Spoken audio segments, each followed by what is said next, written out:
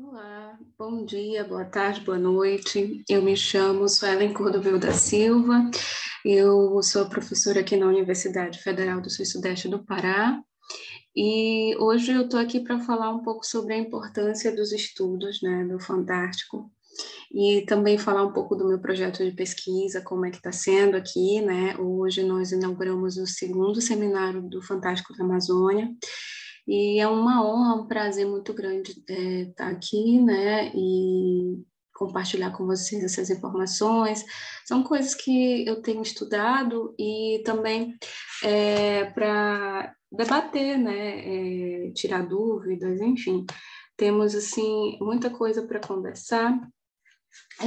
Eu vou passar aqui os slides, vou ver se eu consigo aqui passar. Então, a importância dos estudos do Fantástico, né? Por que esse tema, né? Essa temática? Então, eu tenho estudado desde 2021, né? Quando eu terminei o doutorado na Universidade Federal de Santa Maria, sobre a minha tese, batendo sobre Alan Moore e William Blake. E aqui, nos estudos do Fantástico, geralmente a gente tem muitas dúvidas, né? O que é fantástico, o que é insólito. E eu decidi, depois disso, na universidade, pesquisar mais aprofundado essas temáticas, né? E hoje eu sou doutoranda na UEMS e continuo ainda com esse mesmo estudo, né? E criei também o grupo GEFA, que é o Grupo de Estudos do Fantástico na Amazônia. E aqui eu me dedico não só aos estudos da Amazônia, mas também de nível internacional, né? E questionando também, trabalhando com quadrinhos. E também eu tenho participação no grupo de estudos do Gótico, né? Que também está tudo ali, né, no entorno. Então, o nosso tema de conversa aqui é o que é o fantástico, né? Que é muito amplo esse tema, só vou resumir, tá? E eu falar um pouco desse meu projeto de pesquisa, Fantástico na Amazônia, e um pouco dos eventos que eu tenho participado e discutido por aí. Então, o que é o fantástico, né? Então, fazendo um breve brainstorm aqui com vocês, o fantástico ele pode ser trabalhar, né, o possível, o impossível, né, pontos de impossibilidades e o que é real, o que é irreal, e discutir esse objeto ambíguo, né, dentro desse emaranhado das narrativas, né, e o que é o natural, o sobrenatural, fenômenos inexplicáveis, insólito, fronteiras da racionalização, o que é realmente racional, o que é coisas que não têm explicação, são sem sentido. Então, dentro dessa proposta, né, do nosso seminário, então, dos estudos do Fantástico, na Amazônia a gente tem essas possibilidades infinitas, né, de discussão. E eu vou tentar resumir aqui, só brevemente, estudando o fantástico como gênero, o fantástico como categoria, o fantástico como moda e o pseudo-fantástico. Então, nesses pontos, o Fantástico ele tem os encaminhamentos, né, diversos, e eu decidi trabalhar um pouco com vocês essas temáticas aqui do Fantástico, né, e a sua relevância, né, para os estudos tanto da arte, dos quadrinhos, e também das narrativas, né, literárias, que é o que está em voga, né? Então, ele está dividido aí nesses pontos, né? E dentro do dicionário insólito-ficcional, que é organizado pela UERJ, dentro dos estudos do insólito, né? Nós temos essas definições. Então, eu vou trazer algumas discussões de lá, tá? Vocês podem consultar, depois eu compartilho aqui para vocês e deixo aí embaixo o link, tá? Então, aqui, né? Como eu já tinha discutido, o fantástico como gênero, eu trago aqui alguns debates sobre o Todorov, né, que ele criou o livro dele, Introdução à Literatura Fantástica, e então, em 1970 que foi publicado, né, esse livro ali, em torno desse período, mais ou menos, e aí ele trabalhava essa ideia que o fantástico poderia citar o leitor. E dentro disso, né, dessa publicação, dos Estudos da Literatura Fantástica, em 2004, ali, ele entende o fantástico que está encerrado desses limites ali, né, do século XVIII e XIX. Então, ele traz 3 pontos interessantes, que é o fantástico, o estranho e o maravilhoso. Mas isso vão ser pontos de discussão em outro momento, tá? E lá no Dicionário Insólito Ficcional, temos também o estudioso Felipe Furtado, que ele vai aproximar também, discutir mais aprofundado a questão da ambiguidade, que é uma das propostas também, né, de questão do que é o fantástico, em voga com a excitação. Então, cria-se essa discussão, né, da excitação para Todorov, né, e a ambiguidade para Felipe Furtado.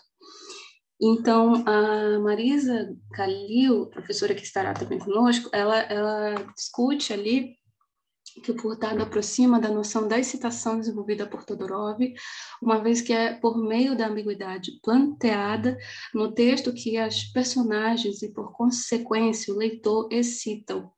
O que desencadeia a ambiguidade é algum elemento ou acontecimento metaempírico, algo que escapa ao que pode ser verificável e cognoscível a partir da experiência, tanto por intermédio dos sentidos humanos como através de quaisquer aparelhos que auxiliem, desenvolvam, supram essas faculdades, né?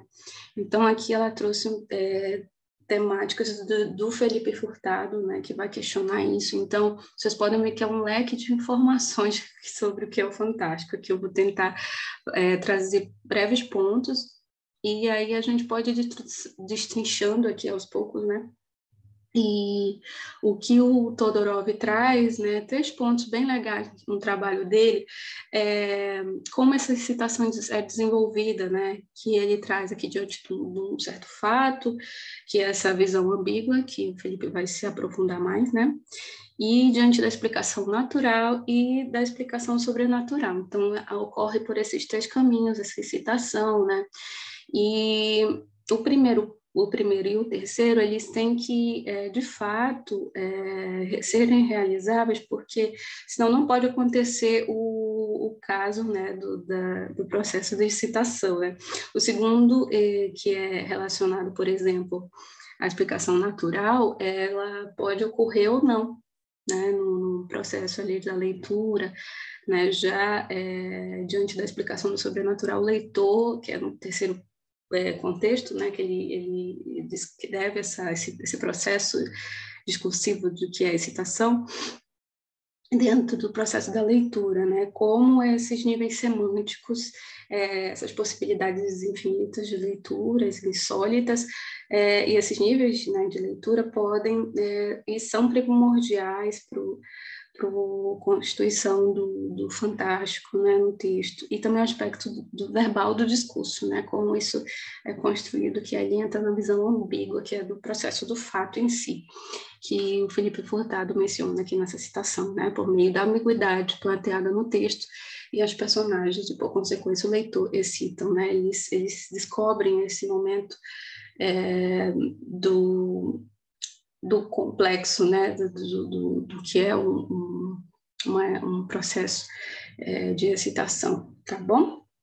Então, continuando aqui, nós temos o fantástico como categoria, né, que é um dos certo ponto mais diferente também, e que o outro é considerado até um certo ponto estruturalista, né, mas que foi primordial para o início dos estudos do fantástico. Eu estou tentando aqui trazer só um breve apontamento, né? E o gênero fantástico acontece pela invenção da nossa imaginação, né? E essa certa incerteza, né? Que vai ser trabalhada depois como modo da incerteza, né?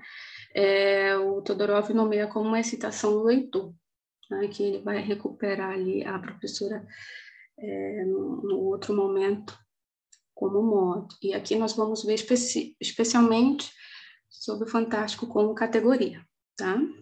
Então, aqui eu coloquei alguns pontos importantes que estão também lá no dicionário, e aqui diz assim, que ele traz a inexplicabilidade do fenômeno no universo intratextual e do receptor e a busca de compreensão das realidades e os seus limites, né?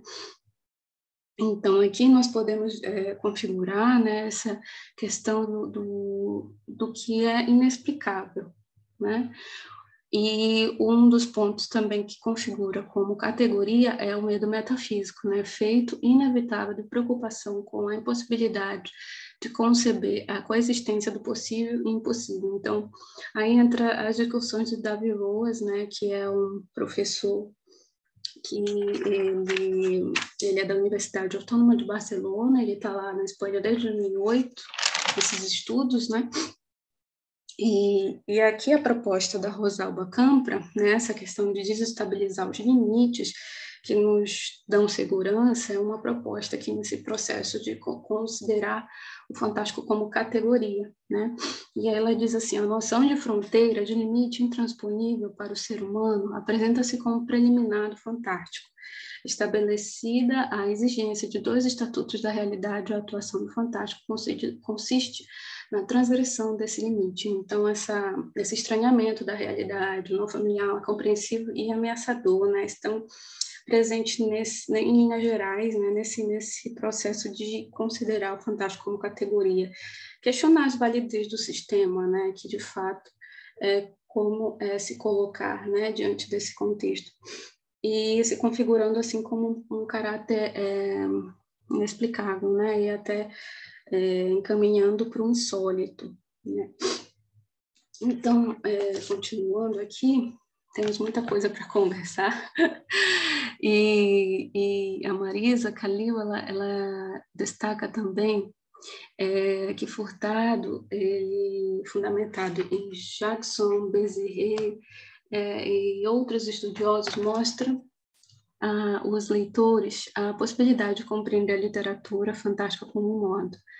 Tal modo, agrega uma heterogeneidade de textos e gêneros por intermédio de um fator que lhes é comum, sobrenatural, integrando o conto de fadas, o gótico maravilhoso, o estranho, a ficção científica e outras modalidades, que são consideradas aqui vertentes, né, ficcionais também, que a gente considera no sentido de especificar ainda mais o conceito de sobrenatural, torná-lo mais ajustável às múltiplas formas em que se apresentam na ficção fantástica. Portanto, adota o conceito de meta-empírico. E aqui, como fato de meta-empírico, temos a ideia da autora francesa, né, Irene Bezerra, que ela foi uma das pioneiras nesses estudos, que é a Poética da Incerteza, né, como ponto de discussão no seu livro, que foi publicado em 1974. E dentro disso temos o estudo também do Felipe Furtado, Renato Oropesa, Jacqueline Held, e Lenira Cavizzi, né, que também configura uma fundação do insólito, e o professor Flávio Garcia também, que tem as propostas dele na UERJ, né, de estudos nesse sentido, tá? Então, aqui ele argumenta com muita pertinência sobre a validade do uso do termo em relação aos textos de modo fantástico, né? O que é o modo fantástico, né? O que é isso? Porque é capaz de abarcar não somente as manifestações consideradas sobrenaturais, né? Aquelas velhas histórias, né, orais também, como também outras manifestações que, não sendo explicitamente adotadas de uma sobrenaturalidade, podem revelar-se como insólitas e aterrorizantes. O que agrega a todas essas manifestações é o fato de se manterem inexplicáveis na época de produção do texto devido à insuficiência de meios de percepção, a desconhecimento de seus princípios ordenadores, ou a não terem, afinal, existência objetiva. Então, aqui nessa proposta da Poética da Incerteza, né, retomando a Irene Bezerra, se não me engano, eu acho que é assim que se fala, ela traz essa incerteza como uma forma de determinar uma função de impossibilidade de decifração, né? Então, existem casos que não existem como decifrar, né? Então, essa perspectiva modal do insólito, ele causa essa função, essa proposta de também de função crítica, né? E, por exemplo, o Oropesa, em 2006, traz a ideia de uma estética do sem sentido, a razão, da desrazão, né? E Jacqueline Held, já lá no dicionário, como a professora Marisa Calil disse, né, mencionou, o fantástico, seja aquele encontrado na literatura, na música, na pintura, não é uma obra de arte que se constitui pelo inimaginável, né? Mas é uma obra, antes de tudo, composta pela inimaginação, né? Pelo inimaginável. Então, é mais ou menos isso ali, né? Mas o que é o insólito, afinal de contas, né? Dentro desse livro ali, né? Nós temos, dentro desse trabalho, nós temos que se o insólito não decorre normalmente da ordem regular das coisas, senão que é aquilo que não é característico ou próprio de acontecer, bem como não é peculiar, nem presumível, nem provável, pode ser equiparado ao sobrenatural e ao extraordinário. Ou seja, aquilo que foge do usual ou do previsto, que é fora do comum, não é regular, é raro, é excepcional, estranho, é esquisito, inacreditável, inabitual, inusual, imprevisto e maravilhoso. Então, é mais ou menos isso aqui, e o que o Oropesa descreve como modo narrativo, né, como o sistema narrativo se apresenta respeito ao discursos fantástico de Simons, que a narração fantástica se hace evidente em uma ruptura, em uma codificação realista que não mesmo lo estranho. Então, existe essa quebra, né, dessa estrutura do real. E o pseudo-fantástico, ele ressalta, né, que são os textos que ou acabam racionalizando os supostos fenômenos naturais, ou a presença destes nada mais é do que uma desculpa para oferecer uma história satírica, grotesca e alegórica. Então, aqui é o fantástico explicado, né, como está negritado ali, e também traz o fantástico, por exemplo, como desculpa para propor uma alegoria do caráter moral. E tem outra versão também como uma hipérbole e a deformação própria do fantástico.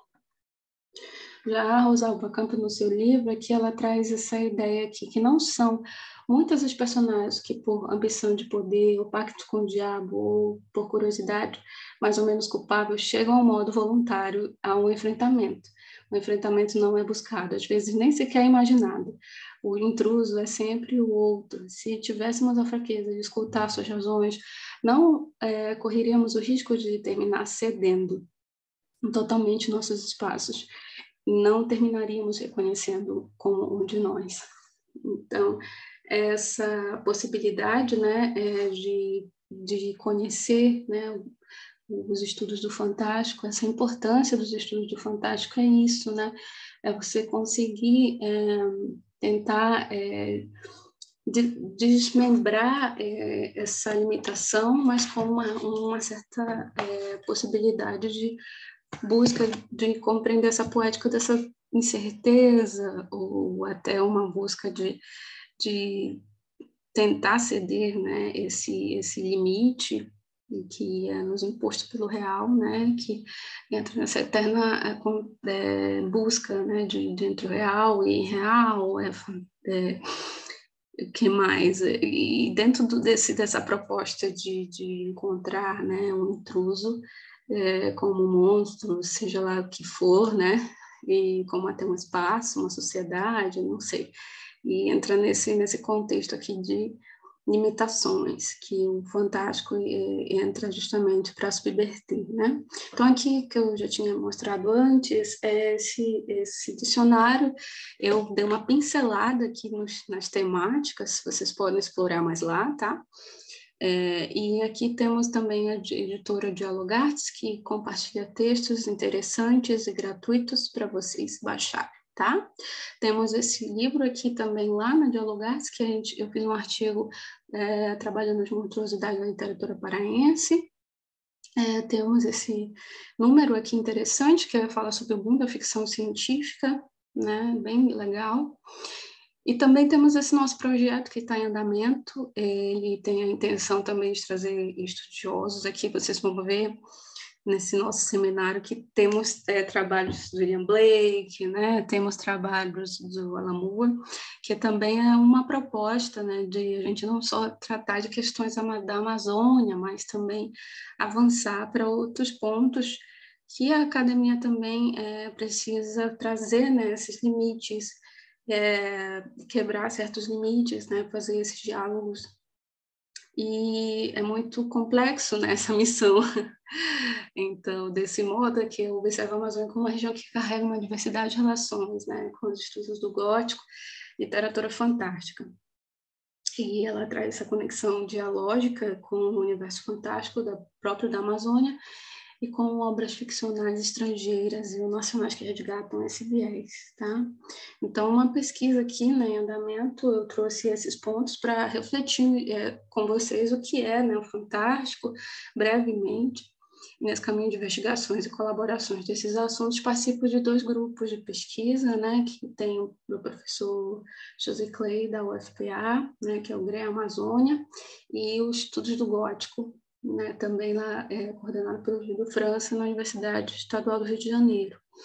E temos o 4º seminário de Estudos do Gótico, que eu discuti sobre a Matinta Pereira, vocês podem sondá-la no YouTube, tá? Eu vou colocar também o link. E o Fantástico Amazônico Incansável, né? O que é isso? É uma proposta minha de reflexão breve, que eu tento refletir nessas criações criativas em várias camadas dentro e fora da Amazônia, né? Trazendo essas discussões não só folclóricas, mas também discutir nessa diversidade como produto, o que nós estamos realmente produzindo aqui a respeito do fantástico, né? O que é o fantástico diante dessas configurações teóricas, né? Que realmente entendemos do que é o fantástico e o que é o insólito, para a gente poder pensar esses pensamentos, trazer esses pensamentos críticos identitários e de memórias a partir da literatura oral, né? Ainda estamos dando relevância a essa literatura oral, como, né?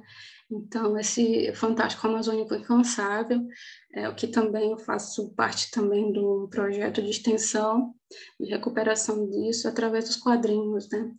E essa perspectiva insólita da floresta e a cidade, essa relação interminável, parece, né? E como é que elas estão sobrevivendo, né? Essas literaturas orais e também escritas. E o ponto que mais também tem me angustiado é a questão da sustentabilidade, em que ponto essas narrativas trabalham isso, né? E eu continuo tentando pontuar isso, né? É algo que há um desejo de ser estudado e também é o que eu estou aqui para incentivar os estudiosos de plantão a discutir isso aí. E para onde vamos no contexto de pandemia, né? Que nós, nesse ano de 2023, que se inicia, ainda vivemos uma pandemia, né? Todo o tempo estamos lidando com uma nova vacina, e a reflexão do maior drama planetário, né? Não é só na Amazônia, não é só no nosso contexto Brasil, mas no geral, no globo, né? Como isso vai se repercutir, esses estudos também do fantástico, né? Essas condições de limites com tão poucos recursos, diversidade em desgaste, que é essa problemática de como a gente entender essas questões de difícil compreensão, sem sentido, né? Os fake news, e isso tudo também entra como se fosse um processo de delírio histórico, né? Que a gente começa a perceber também nos estudos fantásticos, nas narrativas, né? Essas cidades fantasmas que desaparecem pessoas, né, por questões de morte, né, e suicídios, e isso também é um ponto interessante para se discutir futuramente, né? Vou deixar uns insights aqui, essas construções tecnológicas de desenvolvimento do desconhecimento do real, porque com o mundo online nós começamos a também enfrentar esses limites tecnológicos de incompreensão, né? E o reconhecimento do fim, parece que todo dia estamos lidando com um fim. E temos um projeto em andamento, né, que é Ensino Fantástico na Amazônia, da Amazônia, né, não só sobre a Amazônia nós vamos falar, mas também sobre autores outros, e aí eu mando um e-mail aqui para vocês, um Fantástico na Amazônia, para vocês mandarem os seus trabalhos, que tenham discussões relevantes sobre o Fantástico, dúvidas também, para a gente fazer um acervo, né, relacionado ao tema também, e para a gente divulgar para os alunos aí das escolas públicas, tá bom? Então, é mais ou menos isso que eu queria compartilhar com vocês, espero que tenham gostado. Qualquer dúvida é só perguntar, mandar e-mail ali, né? E é isso, obrigada.